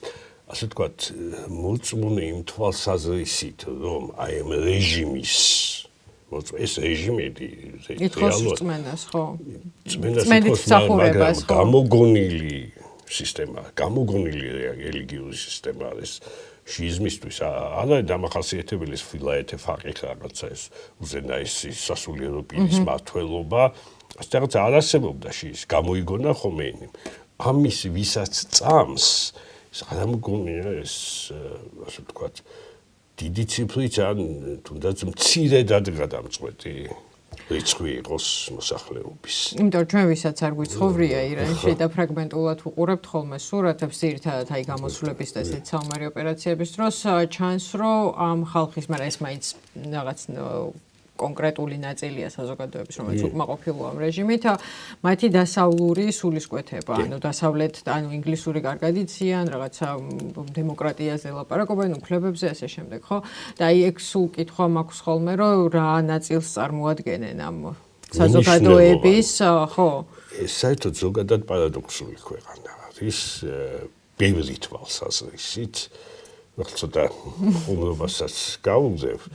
წარმოიდგინეთ უზარმაზარი ნახატი სახლის კედელზე, 10 სართულზე, ამერიკის დროშა, ვარსკვლავების ნაცვლად ბომბები და ძის სატანა, სიკვდილის სატანა ამერიკას აწერია და ქვემოთ ამავე სახლში არის წიგნის მაღაზია, სადაც იყიდება წიგნი, როგორ მოვიპოვოთ ამერიკის ვიზა. აი ასეთი პარადოქსული ქვეყანა არის ხშირ შემთხვევაში. და კიდე ერთი კითხვაც მქონდა ნაციონალიზმი რო ახსენეთ, მგონია რომ ეს პატრიოტიზმით რაღაცნაირად გამძაფრებული აქვს, არის ეგეც სწორი შთაბეჭდილებაა? კი, არის თანა ესე თქვათ. ციტა შეგრძნება აქვს ეს საინტერესო შეგრძნება ჩვენ ვართ მარტონი. სხვები არ არიან ახლა მონათესავე ხალხი ვინ არის? ავღანელები ნაწილობრივ და ტაჯიკები ნაწილობრივ. არსებობს თურქული სამყარო, არსებობს არაბული სამყარო. ჩვენ ვართ მარტონი. ერთ-ერთი სერიოზული პრობლემა მაგალითად არაბულ ქვეყნებსა და ირანს შორის იყო სიმბოლური ყურის სახელწოდების პრობლემა. სპარსეთის ყურე თუ არაბული ყურე. National Geographic-მა ერთხელ დააწერა არაბული ყურე იჩივლა ირანმა და მთელი ტირაჟი ამოაღებინა. სპარსეთის ყურე ქვია სინამდვილეში მართლაც ისტორიულად. ამაზე მთელი გამოფენები ეწყობა, კონფერენციები ეწყობა, ასეთი პატრიოტიზმის, ასე ვთქვათ, გამოხატულება და სოციალისტ დღეს ამჯობინებენ, არც სპარსეთი თქვა. ყურის ქვეყნები. ყურის ქვეყნები. რომელიმე ვისაც რომელი ყურე გაახსენდება. ნეიტრალური, ასე ვთქვათ, ფორმულირება. ამისა ამდენად. ხო, აი ეს მარტოობა რაც თქვით, ერთ-ერთი ახსნა წავიკითხე, რომ შიიტები რადგან არიანო, მაგიტო აქვთ ეს განსაკუთრებული მარტოობის და უსამართლობის მსხვერპლობის შეგრძნებაო, იმიტომ რომ ზოგადად ამ ისლამის მიმდევრებში შიიტები უმცირესობაში არიან. ესეც შეიძლება იყოს ფაქტორი? ესეც ფაქტორი არის, მაგრამ გადამწყვეტი ფაქტორი ეს არ არის. შიიზმა პრინციპში გამიჯვნა, მოახდინა ირანისა დანარჩენი ისლამური სამყაროსთან. თუმცა შიიტები ახლა ირანში არიან 90%-ზე მეტი მოსახლეობის, 92 ალბათ, შეიძლება მეტიც. 60%-მდე არიან შიიტები. ერაყში, პატარა ქვეყნებში წარმოვიდგინოთ, ვთქვათ, ქუვეითში არიან ბევრი, არიან ბაჰრეინში, ბევრი ასევე. არიან სხვა მიმართულებებიც, რომელთაც აი ლაპარაკი იყო ეგრეთ წოდებულ შიიტურ წინააღმდეგობის ხერხზე თუ შიიტურ ნახევარმთვარეზე, სირიიდან მოდის და გამოვლის ერაყი, ბაჰრეინი და შემდეგ აი იემენამდე მიდის, მაგრამ სირიაში რა რეჟიმიც იყო და მთავარი მხარდამჭერიც ალავიტების რეჟიმი, ალავიზმი ისე არის დაშორებული შიიზმს, როგორც სუნიზმს და პრინციპში ჯულგანდგომილები არიან. ახლა აი ეს ჰუსიტები მათაც ისეთი ზაიდიზმი არის, ესეთი შიიტური მიმდინარეობა, რომელიც უფრო ახლოს არის, თქვათ, იგივე სუნისთან ვიდრე ირანულ შიიზმთან. ზოგადად კი განაპირობებს ეს განსაკუთრებულობას და შიიზმში არის ძალიან ეს მოწამეობის კულტი. მაგრამ მეორე მომენტი არის ეს ირანულობა. მის შენსეც ველი ვარ შენზე. ვთქვათ, დიდი კულტურა მაქვს, ასე ვთქვათ, ვინ არის საუდის არაბეთი, გუშინ შეიქმნა, ხო? გუშინ წინ თქვენ იმას აკლიმებზე ისხედით და წყალს ეძებდით სადღაც და ჩვენი მიწისქვეშა წყაროებით გასმევდით წყალს. ამხელა კულტურა გვაქვს და ასე შემდეგ. აი ეს შეწყმაც არსებობს, მაგრამ ასე ვთქვათ, აი ეს რაღაცა საზოგადოების ფენებში აი ეს იმდენად გაუცხოება ხდება რელიგიისა, რელიგიურ მმართველობამ ძალიან ცუდი მოუტანა, ხო და რელიგიას თვითონ. ხო, და ესეთი გაუცხოება და ესეც არის, აი შახის დროს მაგალითად კი შახი ცდილობდა თავის რელიგიურობის ჩვენობას მამამისისგან განსხვავებით, სხვათა შორის, იმიტომ მამამისი სხვა ეპოქაში ცხოვრობდა, ასევე იყო თქვათ პატივისცემა განსაკუთრებული ზოროასტრელების მიმართ, რადგან ზოროასტრიზმი ასე ვთქვათ ავთენტური ირანული რელიგია არის და ასე შემდეგ და ესეთი მომენტები და დღესაც ეს ძველისადმი პატივისცემა ძალიან წინ წამოწეულია. აი ახალ რეჟიმს მაგალითად როგორც ჩვევიათ ასეთ რეჟიმებს, ცხელთავებს პერსეპოლისის დანგრევა უნდათ საერთოდ როგორც წარმართული მისი მაგრამ მე მიხვდნენო შეიძლება ასე ვთქვათ. მე თავები გაუგრილდათ. გაუგრილდათ თავები ცოტა. აი, ინტერესს რომ ამზადებოდი, ვნახე რომ თქვენი სადისერტაციო თემა იყო შიიზმი და სახელმწიფო ირანშიო და რას წერდით ამ თემაში და მაინტერესებს ალბათ ბევრ რამეს წერდით ხოლმე სადისერტაციაში, მაგრამ აი თვითონ ამ ეხლანდელი სახელმწიფოს როგორიც არის, ამაში რა როლი ითამაშა შიიზმმა? ამაზე მე ასეთი გაკეთებული მქონდა ასე რომ ვამთავრებდი ესე დასაწყისიდან სახელმწიფოს დასაწყისიდან შიიზმის შესვლიდან, ანუ ირანში ისლამური რევოლუციის ჩათვლით, მაგრამ ნუ იმის აქეთ არ მოვდიოდი ასე ვთქვათ, ამით ვამთავრებდი, თქვათ, აი ეს რა იცვლებოდა. და სხვა როლი ქონდა, ხო ალბათ. რა იცვლებოდა და თვითონ შიიზმში რა იცვლებოდა. ხო, აი ეს მომენტი არის, ნუ ერთ რაღაცას გამოვყოფ მარტო რომ შიიზმში სასულიერო წოდება სამღვდელოებასაც უწოდებთ, მაგრამ ეს ქრისტიანული თვალსაზრისით სამღვდელოება არ არის. ეს არ არის ხელდასხმული სამღვდელოება ისლამის სპეციფიკიდან გამომდინარე. ბევრად უფრო მეტი უფლებები ჰქონდა და მეტი ფინანსური შესაძლებლობები ვიდრე სუნიტურ სამღვდელოებას. ამის განმაპირობებელი ფაქტორი იყო ის, რომ ასე ვთქვათ, წარმომადგენლები კი მათ ჰქონდათ უფრო მეტი თავისუფლება, თვალსაზრისით დამოუკიდებელი გადაწყვეტილებების გამოტანის აი მუჯთახიდებს. რაც არ ჰქონდა სუნით სამღვდელოებას და სხვა შორის აი ის უფრო კანონიკური და ნორმატიულია. კანონიკურია და დღეს დაიწყო ეს მოძრაობა სუნისმში, ნუ არც თუ ისე დიდი ხნის წინ, როდესაც შიიზმში ეს ყოველთვის და იყო როგორ იყო, იცით, აი ხდებოდა ეს შიიტური სამღვდელოება ცოტა პარალელები კი თავისთავად მოვა, მაგრამ შიიტური სამღვდელოება ძალიან მნიშვნელოვანი იყო ხელისუფლებისთვის. მისი მხარდაჭერა. ყველა ეტაპზე რეალურად ძალიან მნიშვნელოვანი იყო. მე-19 საუკუნის მიწურულს ჩდება პირველი ბზარი ამ ურთიერთობაში. მე ეს ძალიან ისეთი უცნაური მომენტები არის ამ ქვეყნის ისტორიაში, ხდება კონსტიტუციური რევოლუცია. მე-20 საუკუნის დასაწყისში და უცნაური ალიანსი არის შახის წინააღმდეგ. მემარცხენეების და ამ სამღვდელოების, ხო, წარმოუდგენელი რაღაცა არის, ხო?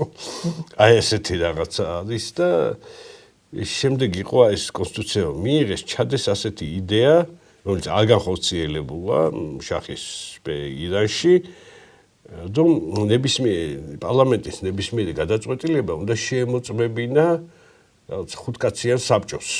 რამდენად შეესაბამებოდა, არავინ არ იცავდა, მაგრამ მოვიდა მე შემდეგ ისლამური რესპუბლიკა და კომისია შექმნა. ყველაფერს პარლამენტი კანონს ვერ იღებს რეალურად. იღებს კანონს, იმან უნდა შეამოწმოს და კიდე ინსტანციები უნდა გაიაროს. სხვა შორის მე რობერტ ყავდი, როდესაც ამ ირანი როგორ იმართება სქემაში, ამ კომისიის გარკვევაში, მეგონი ყველაზე მეტი ძალისხმევა დავხარჯე, იმიტომ რომ მივხვდი რაღაცა გავლენიანი იყო, მაგრამ კონკრეტულად რას აკეთებდა, ბევრი წავიკითხე. და ეს ბზარი რატო გაჩნდა ამ კონსტიტუციური რევოლუციის გამო თუ მანამდე? მანამდე გაჩნდა, უცნაური მოვლენა იყო თამბაქოს ამბოხება. უი, ეს არ ვიცი. რა მოხდა, რომ მოკლედ გასული საუკუნის 60-იან წლებიდან შახებს კარგი ცხოვრება უნდათ ამ შახებს და მოგზაურობა უყვარდათ. მოგზაურობა ესე კი არ იყო, ვიზე ასო დააჯდები და 2 კილო ჩანთარომი გაქვს. მიდიოდნენ 1000 ცხენი მიყავდათ ევროპაში და რაღაცა. ყველა ხალიჩა. ხო, ყველა ხალიჩა, თბილისშიც გამოიარდა ნასერუდინ შაჰმოს შორის.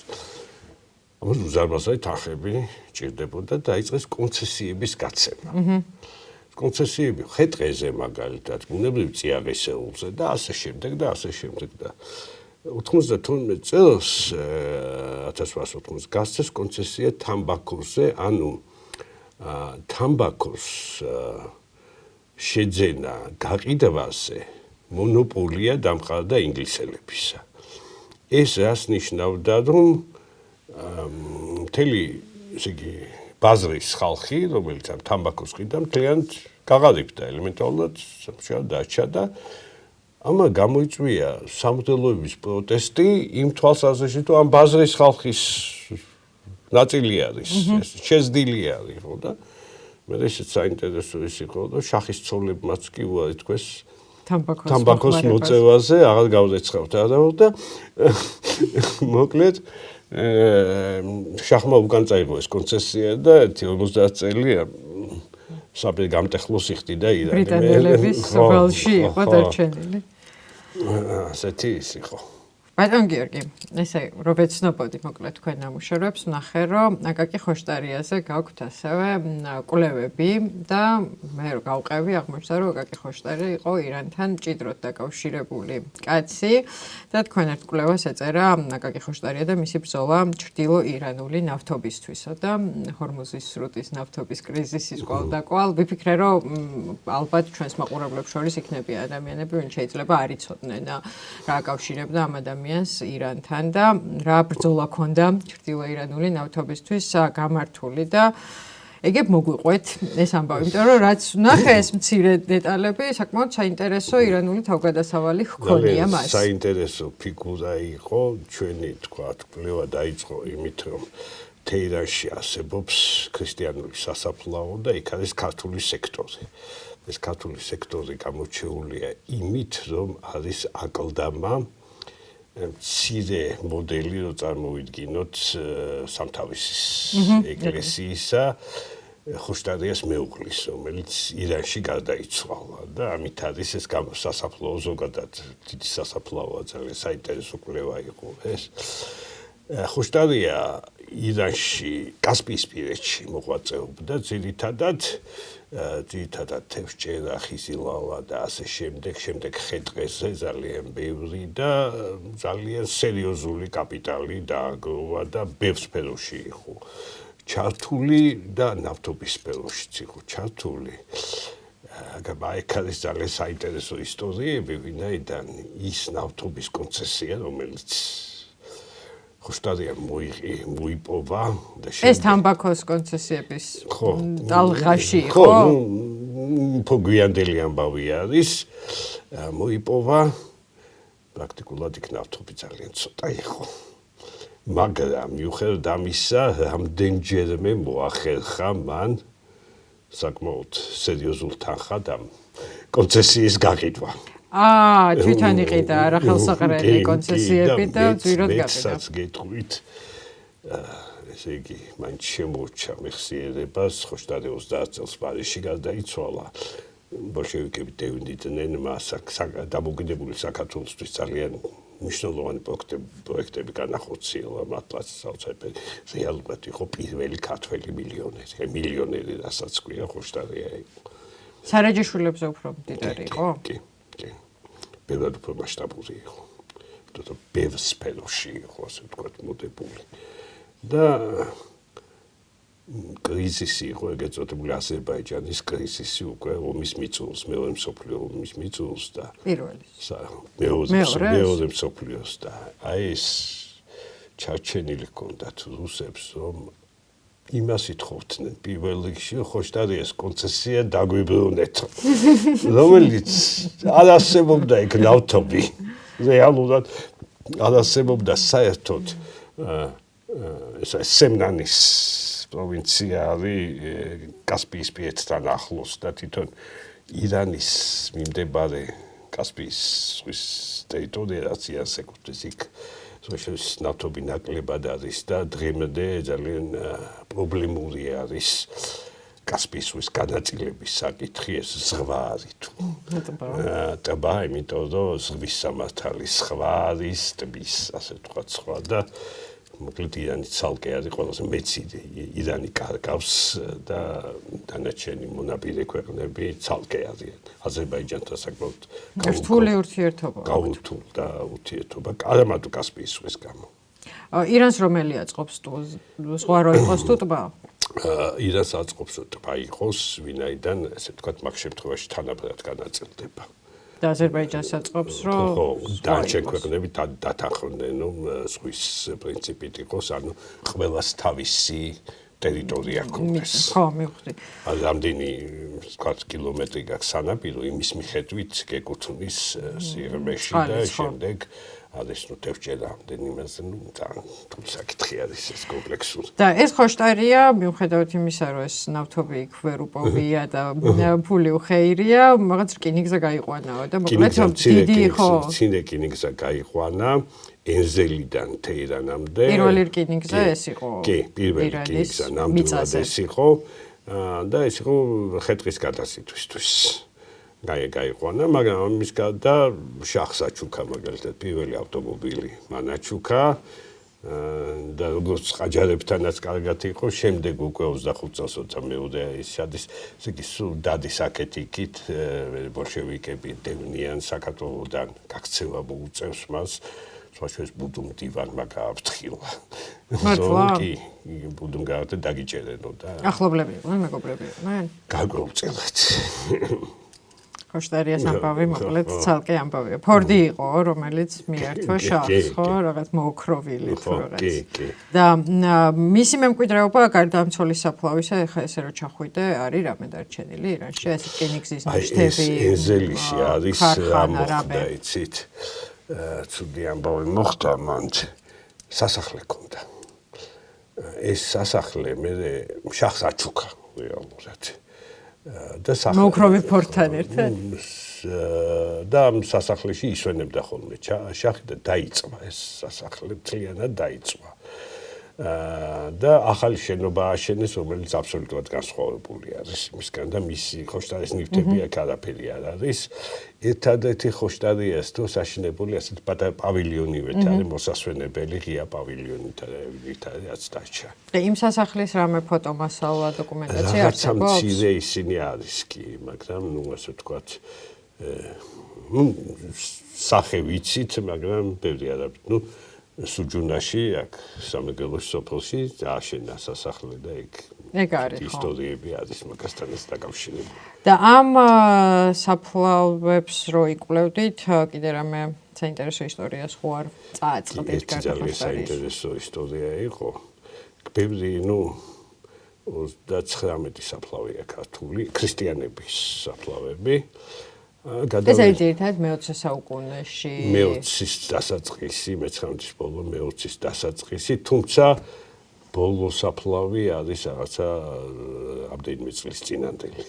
შორის ასეთი მოვლენა მოხდა იქ, რომ იქ არის კათოლიკური სექტორიც, დიდი სექტორი და იქ მივდივართ და ვათვალიერებს და უცებ ქართული წარწერა. წერეს სტეფანე კომპანიონი ქართულად. კათოლიკურ ნაწილში. კათოლიკურ ნაწილში წერია ვიღაც კომპანიონები კიდე და ქართულად სტეფანე კომპანიონი. ასეთ ძალიან არავინ არაფერი არ იცის ამის შესახებ. მე დავიწყეთ ძიება, აღმოჩნდნენ კორსიკელები ქუთაისში დასახლებული მე-19 საუკუნეში. ასევე ბიზნესმენები ნეტავ? არა ბიზნესმენები, ეხლა გეტყვით, არა უბრალოდ დასახლებულები, რაღაცა ბიზნესი ალბათ ჰქონდათ, მაგრამ რევოლუციის შემდეგ დაიშალა ეს ოჯახი და დიდი ნაწილი წავიდა ირანში. და ირანში სწორედ ეს სტეფანე გარდაიცვალა და სტეფანეს და, რომელსაც არის გათხოვილი, სახელი მხარის ახალ მახსოვს ყოველ შემთხვევაში საქართველოში მარკ შეიდერობის ფუძემდებელი იყო აკადემიკოსი თუნდაც და ასეთი ისტორია არის და კიდევ ერთი ისტორია ჩემი კოლეგა რომელიც ერთად მუშაობდით რაღაცა გერმანიაში მოხდა კონფერენციაზე და რაღაცა სადილიარიო და მოხუცებული კაცი მოგვიჭდაო და მინახავთ რაღაც გამოკითხაო რაღაცეებიო და მე ირანში ვსწავლობდიო 60-იან წლებშიო. და მასწავლიდაო ერთი კაციო ქართულს. და აღმოჩნდა ეს კომპანიონის შვილი. და უცებ ამან გაუხსნა კომპიუტერი და აჩვენა მისი საფლავი და იმ კაცმა დაიწყო ტირილი.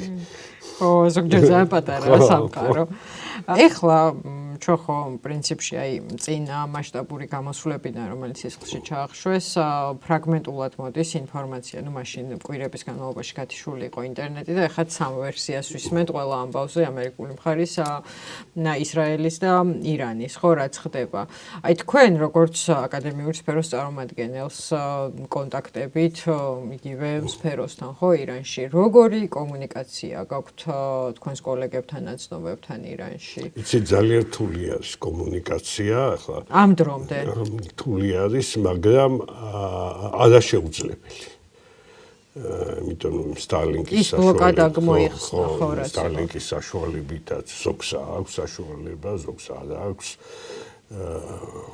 თვითონ ჩემი მეგობრებიც არიან ჩვენთან საელჩოში და ისინიც რაღაც კონტაქტზე გამოდიან, თუმცა პრობლემური არის ცხოვრება, ახლა თეირანში, ახლა ბუნებრივია, იმიტომ რომ ყველა ერიდება, რომ არ მოხდეს რაღაცა სამხედროა მნიშვნელოვანი ობიექტის ახლოს. იმიტომ რომ ეს ობიექტები იბომბება, სამიზნეები არის. ეს პრობლემური საკითხი არის. და ამ გამოსვლების დროს ის სიფრთხილე რაც იყო, როცა ფრაგმენტულად ირთვებოდა კავშირი და რო არ უნდათ რომ რეჟიმის გადაეჭირა მათი კომუნიკაცია, ეს ახლა მოხსნილია, თუ მაინც ფრთხილობენ? ფრთხილობენ, ეს რთულად არის კომუნიკაცია რთულია, მაგრამ შესაძლებელი, ასე ვთქვათ. ანუ ძალიან თუ მოინდომებ, ვინმეს ხმას მიაწვდენ. მე მგონი რუსეთში უარესი ხდება ახლა რაც მე წავიკითხე. კი, ტელეგრამის გათიშვიდან დაწყებული. თქვენ როგორი კი არ არის ისტორიკოსი ხართ და ეს პოლიტიკური პროგნოზები ალბათ მაინც და მაინც მთავარი საქმე, მაგრამ მაინც როგორი პროგნოზით უყურებთ? აი მაგალითად რეჟიმის ცვლილება მოსალოდნელი გონიათ?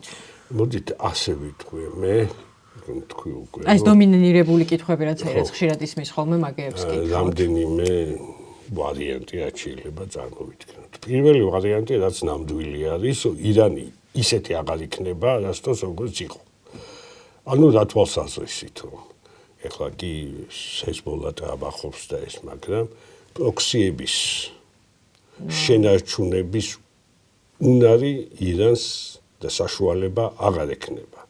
ამაში შეიძლება ვიფიქროთ ისიც, რომ ეს საზღვარგარეთ აგენტურული ქსელი, სადაზვერვო ქსელი და რაღაცები რაც ქონდა, ესეც შეუსუსტდება? შეუსუსტდება, მაგრამ ჩვენ არ ვიცით ძალიან ბევრი რაღაცა, ხო? სადაზვერვო და ასე ვთქვათ, მიძინებული უჯრედები არის თუ არა, ეს არ ვიცით, ხო? და ბუნებრივია ვეც გვეწოდინება ეს. ხო, ეს ალბათ მოსადმა თუ იცის. ხო, იმით ყველაფერი იციან. მაგრამ პროქსიების შენახვის საშუალება ირანს აღარ ექნება. არც ერთის. მეორე შიგნით რაც შეიძლება, ორი ვარიანტია, ხო? ან რეჟიმის უფრო რეპრესიულად გახდომა, ან ლიბერალიზაცია. თუ ეს რეჟიმი შენარჩუნდა, ხო? ეს მომენტი. და აქ რომელი უფრო გონია შესაძლებელი. ნებისმიერ შემთხვევაში რაც შეიძლება ვიცით და სამეთყოლოთ ის რომ ეს რეჟიმი არ შენარჩუნდება, მაგრამ დღეს მოხდება თუ რამდენიმე წლის შემდეგ, ასე ვთქვათ, რეჟიმის ცვლილება. ეს სხვა საკითხია. დღეს რასაც ვხედავთ, ჯერჯერობით არის ეს რეჟიმი, ხო? და წინააღმდეგობასაც უწევს. მეორე ვარიანტი არის რა, ვინ იქნება ირანში, ასე ვთქვათ. ერთი, რასაც პრინციპში ყველაზე კაფეოდ ჩანს, ალბათ რომ გუშაქთა კორპუსის დომინირება თვალსაჩინოა აი მოჩთაბა ხამენეის არჩევის მაგალითზე. ნუ პრინციპში, ასე ვთქვათ, რელიგიური ისტაბლიშმენტი, ნუ პრინციპში გუშაგები და შეწმუნები არიან, მაგრამ მაინც გუშაგების ეს გადაწონვა არის. რამდენად ძლიერი იქნება ეს გუშაქთა კორპუსი, რომელიც ყოველდღე ვიღაცას უკლავენ და ახლა ამდენ ჩანაცვლებაც ხო რთული არის, ხო? ეს პრობლემურია. ნუ თქვათ, ლიბერალიზაციის პერსპექტივა და რეჟიმის ევოლუციური ცვლილების თვალსაზრისით რაც თქვით, რომ პრეზიდენტმა და პარლამენტმა დროებით აიღოს და შემდეგ რეფერენდუმი ჩატარდეს ან რაღაც მაგრამ ეს პრეზიდენტიც არ არის მაინც პოპულარული, რამდენადაც მე ვიცი ნამდვილად ვიცი, რომ არ არის ესეთი ფიგურა რაღაც. ხო, სახალხო ლიდერის რეიტინგი ფიგურა რაც არის ესე იგი პოლიტიკური ლიდერების ნაკლებობა რეალურად და ეს გამოჩნდა რეზა ფახლავის რომელიც ასევე კონტროვერსული. ხო, ეხლა მან და არის როგორ იცით, კი.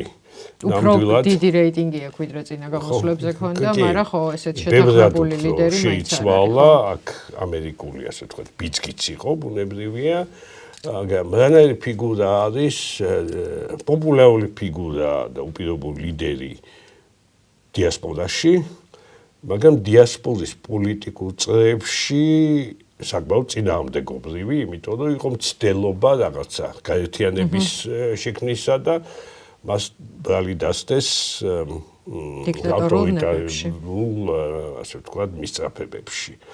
მისი იდეაც ის არის, რომ მე ვთქვათ, არა მონარქის ცოტა მონარქიის აღდგენა 21 საუკუნეა, მაგრამ ახლა ისლამური რესპუბლიკა მოხდა მე-20 საუკუნის ბოლოს. ანუ შეუძლებელათაც ცოტა ესეთი რაღაცა არის მონარქიის აღდგენა, მაგრამ ესეც იძახცეთ, მე გადამავალი ფიგურა ვიქნები. და მე ხალხმა გადაწყვიტოს, ასე ვთქვათ, ხო, ესეც ასეთი ის არის. თუმცა, ესე ვთქვათ, დღეს უფრო პოპულარული ფიგურაა, ვიდრე ნებისმიერი სხვა. აქ იყო რაღაცა ვთქვათ, იგივე მუსავიე იყო პრეზიდენტობის კანდიდატი, რომელიც შინაპატიმრობაში იყო თითქოს დღემდე ყავთ მე მგონი მწვანე მოძრაობის ლიდერი რუხანი, რომელიც პრეზიდენტი იყო და იყო ვარიანტი, რომ ისაერჩიათ სულიერ ლიდერად. ბევრად უფრო ასე ვთქვათ, მისაღები ფიგურა იქნებოდა, იმიტომ რომ არ არის ასე ვთქვათ რადიკალი და რაღაცა, მაგრამ მე მგონი მასაც რეიტინგის პრობლემა ხო, რეიტინგის პრობლემა ყველას აქვს. დღეს რამდენადაც მე ვიცი, ეს თვითონ ეს ეზაფახლავი პროვინციებში პოპულარული არის, მაგრამ არა თეირანში. და მე მგონი ეს ემიგრანტები არის მნიშვნელოვანი, იმიტომ რომ აი ყველა ამბავს, რაც რამე ხდება ხოლმე, მათი ხმა კარგად ისმის, იმიტომ რომ არიან პრინციპში რეჟიმის მოწინააღმდეგეები, სხვადასხვა დროს წამოსულები, განათლებული, სხვადასხვა სოციუმში კარგად ადაპტირებული ხალხი, მაგრამ არ ვიცი თვითონ ქვეყნის შიგნით როგორ უყურებენ ამ ხალხს და მათ ძალას შეუძლიათ პოლიტიკურ ვითარებაზე გავლენის ქონა და მონაწილეობა. ერთი რაღაცა თავიდანვე ხაზი გაუსვათ ესო ირანული დიასპორა არის ასე ვთქვათ ინტელექტუალური დიასპორა. ეს არის გასტარბაიტერები არა. ხო, ანუ სამუშაოდ სამომხმარებლო სფეროში წასულები არიან. მიუხედავად ბევრი სირთულეებისა, ირანელები აბსოლუტურად გადიან უცხოეთში. კანადაში არიან ძალიან ბევრი, ამერიკაში, ვთქვათ, კალიფორნიაში ძალიან ბევრი არიან, თუ ვთქვათ, ისე აქვია პროგრამისტების მაფია არის ინდოელების და პაკისტანელების სამედიცინო სფეროში ირანელები არიან ასეთი სიტუაცია იქ ძლიერი დიასპორა არის და აქედან მიმოსვლის საშუალება ასე ვთქვათ მაინც და მაინც შეკვეცილი მათ არ აქვს თორე ამერიკის ვიზებს თბილისში იღებენ მართლა ეს არ ვიცოდი კი აქ ჩამოდიან ხოლმე და ნუ არ ვიცით ეს მომენტიო დიასპორა ძლიერი არის დიასპორის პრობლემა რა თქმა უნდა არის ამდენად ჭიდრო კავშირები არის მეორე არის დიასპორაში პოლიტიკური თვალსაზრისით ერთიანობა არ არის იმიტომ რომ იქ არის რაღაცა მოძრაობები საკმაოდ მემარცხენე მარქსისტული რაღაც შიიტური მოძრაობებიც არის ეს მოჯაჰედინე ხალხი რომელიც აიცებაც ნორმებში აჩდება მათი იდეოლოგია რანაირში ანუ არ ვიცი ახლა ყველა თქმა უნდა აქ და სამშობლოში დაბრუნების სული ახლა ბუნებრივია აბსოლუტურ უმეტესობას აქვს და აი ირანში მცხოვრები ირანელები, ცვლილებების მოსურნეები იმედით უყურებენ ამათ თუ მაინც და მაინც არა თანამებრძოლებად? შეიძლება ასე ვთქვათ, გამოყოფა მე მგონი არ იქნება სწორი, იმიტომ რომ რაღაცა ერთიანობა მაინც არის და თვითონ აი ირანული კულტურის გავლენაც საინტერესოა, იმიტომ რომ ირანელი ებრაელებიც საინტერესოა, რომლებიც ისრაელში არიან გადასახლებული, მაგრამ აი ირანულ დღესასწაულებს იხდიან მაგალითად სახშის პასუხს ლაპარაკობენ, ეს ნოურუზი მაგალითად ახალი წელი ისეთი ის არის და ებრაელებიც იხდიან.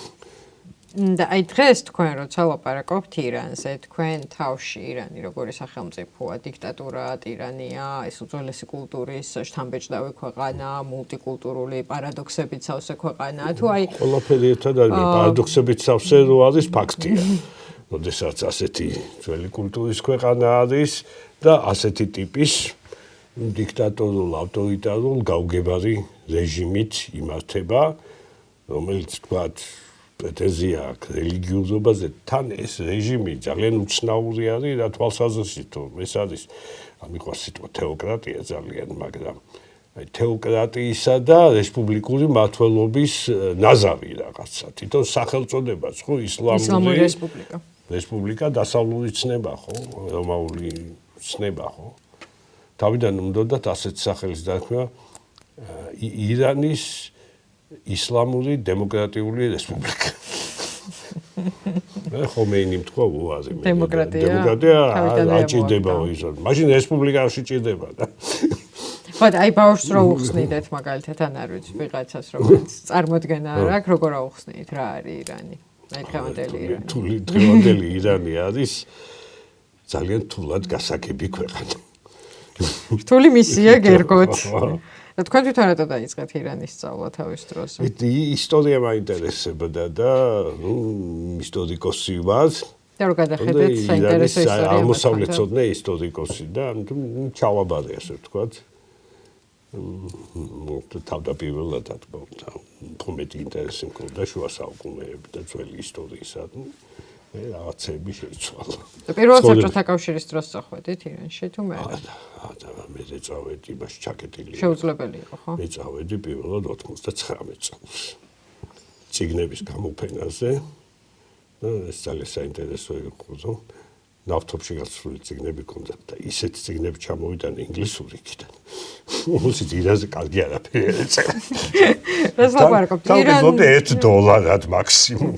თეირანში? კი, თეირანის ციგნის ბაზრობას. და ნავთობში გაცვლილი როგორ? ასე ვეძახდი, იმიტომ რომ ეს ციგნები საიდან მოვიდა, კაცმა არ იცის. იქ დაბეჭდილი არ იყო. და იქ დაბეჭდილი არ იყო. და აი 99-დან აქამდე ყველაზე მეტად რა შეიცვალა ამ ქვეყანაში? 99-დან აქამდე რა შეიცვალა? რა ვიცი, ბევრი რამე შეიცვალა პრინციპში. და 99-ში უფრო ჩაკეტილი იყო ბევრად ეს ქვეყანა. საზოგადოება უფრო შიშის ქვეშ, თუმცა 90-იან წლებში ეკონომიკური თვალსაზრისით წინსვლა, სერიოზული წინსვლა იყო. ეხლა ბევრად უფრო ღია არის საზოგადოება, განსაკუთრებით ასე ვთქვათ, ქალების ემანსიპაციის თვალსაზრისით და ასე შემდეგ. მიხოთ იმისა, რომ სტუდენტების ნახევარზე მეტი ქალები არიან, თითქოს დასაქმებაც ქალების მეტია, მაგრამ ხელმძღვანელ პოსტებზე ქალები არ არიან, ძალიან იშვიათად არიან. დიდი სამბით აცხადებენ, რომ ირანის ვიცე-პრეზიდენტი ქალია. 12 ვიცე-პრეზიდენტია და ერთი ქალი იყოს, რა მოხდება? ქალი იქნება, ქალების საკითხში ვიცე-პრეზიდენტი არის ქალი, ხო? ქალების საკითხში თუა ეს ძალიან მნიშვნელოვანი. ამ ხელა მიღწევა. ეს როდის მიაღწიეს ახლა თუ დიდი ხანია? ეს ისეთი მიღწევა. ხო, საინტერესოა. პრინციპში მე მგონი ამოვწურეთ ჩემი კითხვები. დიდი მადლობა. მადლობ თქვენ. ერთ-ერთი რისი კითხვაც მინდოდა თავში და მოდი ბარემ ვიკითხავ, ისე არ დავამთავრებ ამ ლაპარაკს. ლარიჯანზე რო თქვით, რომ ისეთი ოჯახიდან იყო, ოჯახურ წარმომადგენლობას მაინც აქვს ხო მნიშვნელობა? ტრადიციული, სოციალური სხეული არსებობს და ქსელები. აქ სხვა მომენტი იყო, აიათოლაშვილი იყო. აიათოლაშვილი ბევრ რაღაცას ნიშნავს, მაგრამ განათლება ძმებსაც და ეს ერთ-ერთი ძმა საერთოდ რაღაცა ფიზიკოსი თუ ბიოქიმი რაღაცა სერიოზული მეცნიერი იყო. კი და მე ხამენეის ძმას ვიცნობ. როგორი კაცია? არაჩვეულებრივი. დიდი ხნის წინ ნახე, სადღაც ჟურნალის რედაქტორი იყო თუ რაღაცა, რომელსაც მუდმივად უხურავდნენ და ხსნიდნენ. და რაღაცაში მიღება იყო თუ კონფერენცია იყო და ახალგაზრდები ჩვენი მახდნენ და გოგოებს უთხრათ, რომ მოიხსენთ ეს ადგინდა თუ აქ. მეტად მამ თუ იცოდა. იყო კაიხნის ის ალბათ 10-12 წლის წინ ალბათ. კეთილი. დიდი მადლობა ბატონო გიორგი. სოციალისტის. ნახოთ აბა როგორ განვითარდება ირანში მოვლენები.